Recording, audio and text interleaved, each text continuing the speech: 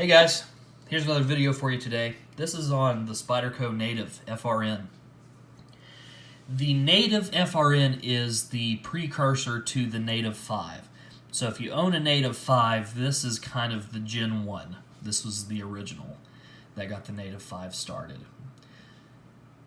I've got to say, I'd never really had this knife on my radar until I started watching the Sharp Maker video from Spyderco, the little DVD that comes with the triangle Sharp Maker sharpening system.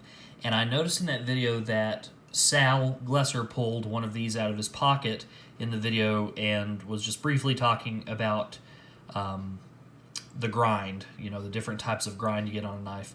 And I don't know, for whatever reason, when I saw that in his pocket, I thought, well, that's a really unique looking blade. I never really paid much attention to this original model, the FRN. So, I don't know, after I saw that in the video, I started kind of researching it, looking at it online, checking it out, and quickly I was like, that's a really cool looking knife. I really am interested in that. One of the things that turned me on so much about it just physically is this front section, this little swedge on the front of the blade. That's kind of unique to me. That's not something you find on really many of the Spyderco knives. I'm not aware of any of their knives that have that little forward swedge. From what I've read, the only point was just to reduce weight on the front of the blade, so they put that swedge on there. I just think it looks cool. It's unique, it's different, it's just got a really mean look to it. So, just some specs on this knife.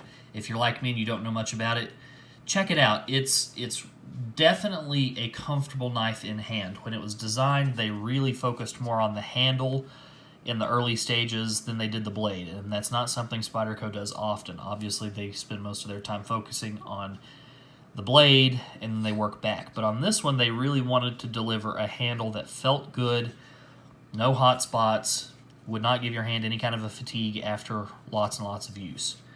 And I think they've done a great job. This knife is sadly discontinued. It has been replaced by the Native 5, but you can still find these around. This was in my local knife store. It had been in there for not a long time, but a few months it had been in there.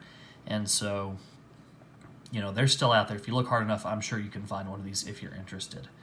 Some specs on it. It is tip-up carry only, but it is left or right accessible. So you can move that pocket clip around to the other side if you need. Left, right hand, no problem, but tip-up only. The overall length, it's a 7-inch blade. Okay, so when the knife is deployed, 7 inches from end to end. The blade length itself, just the blade, is just over 3 inches. It's about 3.1 inch blade. Okay, so it's not a real big blade. Just for comparison, here it is. As far as a Salt 2. Okay, so you're in that same kind of size as a Delica. The handle,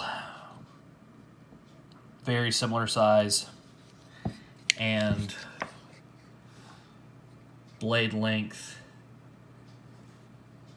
again, they're similar. Okay. So if you like something about the size of a Delica, again, you might want to check out the Native series. The steel is the S30V. I like S30V steel. It holds a really nice edge, and it's not overly difficult to resharpen if you do wear it out. I sort of wish more of their knives came in S30V. I've got a lot of VG10 steel. And VG10's okay, but it definitely wears quicker than this does in my experience. This holds a little bit longer, and as far as sharpening, which I'm going to talk about more here in a minute, but as far as sharpening, it's certainly easy to get a good edge brought back on the knife. Let's talk about the weight. The weight on this one is 2.6 ounces. So it's certainly a lightweight knife. Again, with the FRN scales, you kind of expect that. 2.6 ounces. Steel liners. Do you see any steel liners in there? No. Cool. We like that. Or at least I do. No steel liners. Don't need them. Don't want them. Glad it doesn't have them.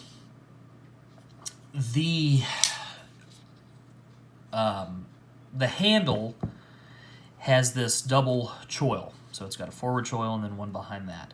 The forward choil obviously is for doing more detailed work, and then the rear one, you know, for something like opening boxes, stuff like that. It's kind of a nice feature having that double choil. Blade deploys extremely easy. One of the things I first noticed when I opened it for the first time is the spring tension is really pretty light. So it feels like it opens easily. It doesn't feel flimsy. It's just got a nice, I don't know, it's really easy to deploy that blade out.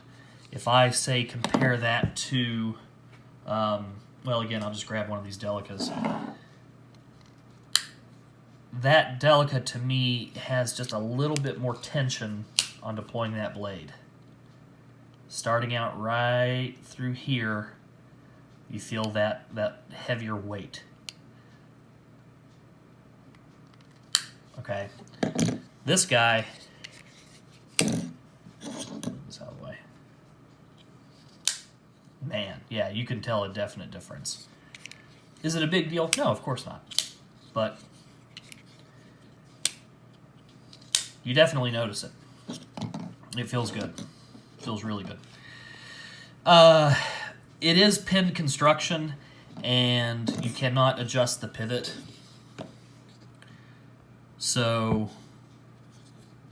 that might be something that turns a lot of people off right away. I know some guys are not into a knife they can't take apart. And you cannot take this apart. Pinned construction, so what you see is what you get. Cleaning, it's not a big deal. Again, there's no steel liners down in there, so you know if you build up the gunk on it, you know, wash it out. Get any stuff that's maybe buried down in there just blown out, but otherwise you're not going to have any problems with it. Okay. It's just a really sweet blade. Nice jimping on the back here. Feels good on the thumb. Not overly aggressive, but definitely you can feel a good purchase on the back of that blade. Feels really nice. Lanyard hole, again, talking about the pocket clip, you can see it does have a lanyard hole there, so if you like to put a lanyard on your knife, you can with this guy. And really, that's about all there is to say. Obviously, this is the serrated edge. I started to say combo edge. It's not combo, it's serrated edge.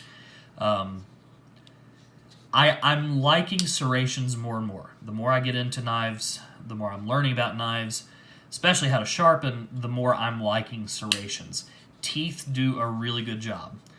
Now, do they have their place? Yes. Does a plain edge have its place? Yes, of course. One is better at slicing through, the other is better at kind of ripping or tearing, and obviously that's what your serrations are good for. If you're needing something to do with cutting rope, you know, serrations, you're definitely going to get better cutting power out of a serrated knife than a plain edge knife with something like rope. Okay, no question there. So if you see one of these around, check it out and see what you think. I think it's got a lot of cool stuff going for it. For one thing, it is just so light. Again, at 2.6 ounces, it feels great in the hand. Of course, this is one of their Golden Colorado produced blades, or it was before it was discontinued. So it's not a Seki City knife. This is a Golden knife. See what you think. See what you think. If you already have one of these, let me know. What have you used it for? Do you still carry it often? Is it something you carry every day, or is it something you only carry occasionally? for a specific task. So just let me know. Let me know what you guys think about the Spyderco Native FRN. Hope you enjoyed it, guys. We'll see you next time.